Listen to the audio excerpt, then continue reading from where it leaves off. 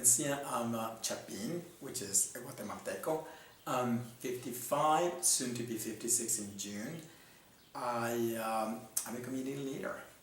No, let me do that. This is now, at the age of 25, I decided that I was going to come out and tell literally the whole world. So I was invited to be interviewed at Univision, and I went and talked about being gay and Latino, and this was in 1982. And this was broadcasted not only in the US through the Spanish International Network, but also throughout Latin America, including Guatemala. So when I went to Guatemala like a couple of years later, people would say, "Hey, I saw you on television, you know, that was cool," that kind of stuff. So I did it in a big way. So after I came out on television in 1982, I did two things. One is I wrote a paper, a 31-page paper about, it was like a historical sketch about gay Latinos here in the US, gay and lesbian Latinos here in the US. And it mentions 41, the whole incident of the 41. So this interview is kind of like a coming into full circle for me, literally 30 years later. I also joined forces with a number of other gay and lesbian Latinos, and we formed Gay and Lesbian Latinos Unidos. And that really became the motherlode of leadership for future leaders. One of my big, I think, principles, life principles that I follow is inclusion.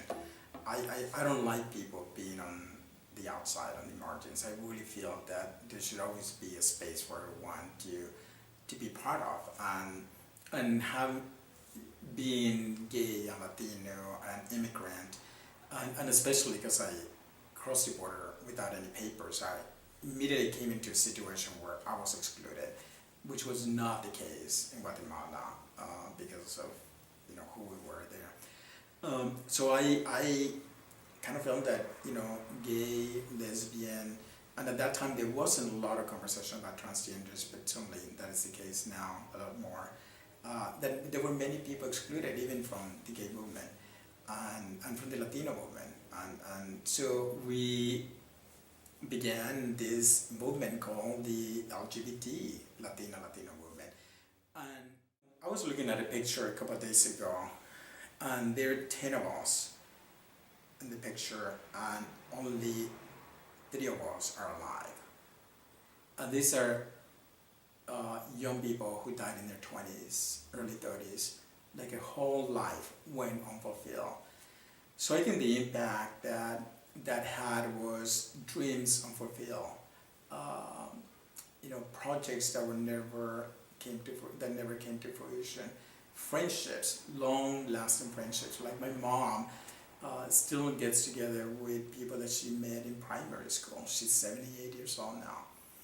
And yet my circle of friends that I met at that time has dramatically shrunk. I think the impact that it had is that a lot of that generation were people who were very connected to the civil rights movement, and we lost that link.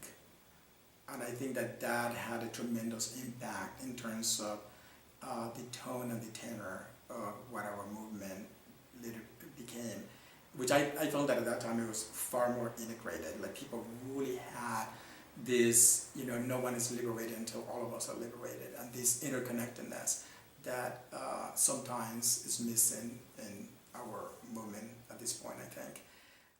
Coming out is a lifelong journey. It never stops.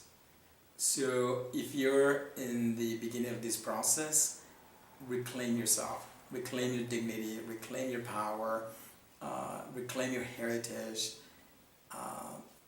and think that this is a very exciting, very life-generating journey, and that you're not alone.